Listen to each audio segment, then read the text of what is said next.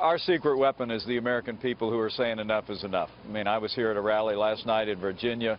We had an overflow crowd that was bigger than some of the rallies that I've seen out on the campaign trail over the last several months. We're going into Election Day playing offense, keeping them on defense with states like Arizona that we never played in before, not in either of the Obama elections. So we feel good when we're on offense. We think we're in good shape, and I think it's because voters around the country are really rejecting the divisive rhetoric that they've heard from Donald Trump.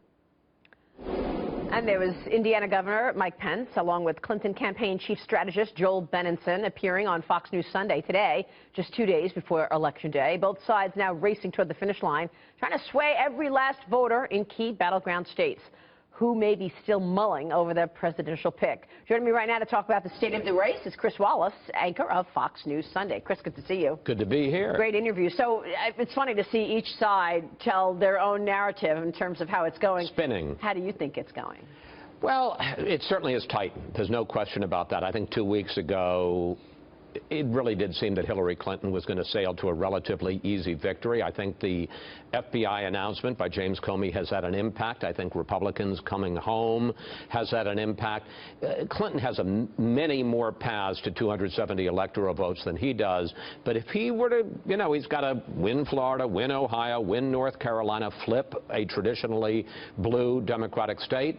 If he can do that, he's the next president. Which is why he's going to the Rust Belt states today and tomorrow. He's going to be in Michigan. Interesting to see Hillary Clinton going to Michigan as well. I couldn't agree more. It's something I asked Joel Benenson about.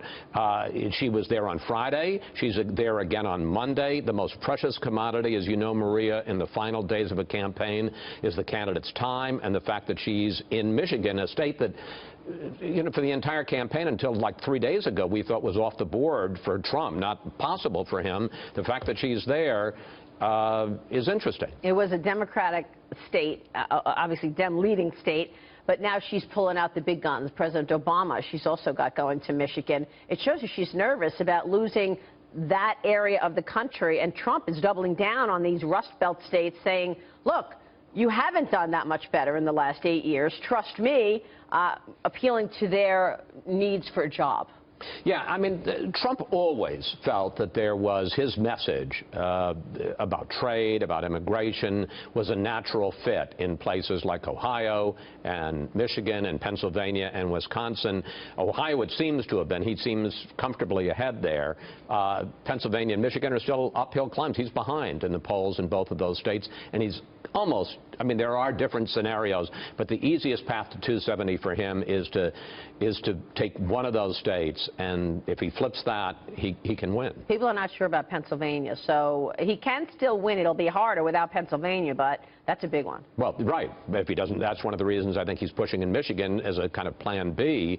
But interestingly enough, her big final campaign rally, Clinton's, is tomorrow night in Pennsylvania, and it's the entire Clinton family, including former President Bill, and the entire Obama family. I guess she goes on to North Carolina for there. But it's interesting, because 2 weeks ago, as I say, it looked fairly comfortable for her, and now they're both, they're both on offense and they're both on defense. She's also making an effort in places like Arizona and Georgia, which are typically Republican. Yeah, that's a good point. They're having a big party, the pre-election party on Monday night in Pennsylvania, the whole Clinton clan. Let me ask you about this FBI investigation. Do you think it has moved the needle in terms of independence and where they're going to go, knowing now that she is under FBI investigation and they reopened it? Well, if you believe the Fox News poll, 21% of independent voters say that they are less likely to vote for Clinton because of this.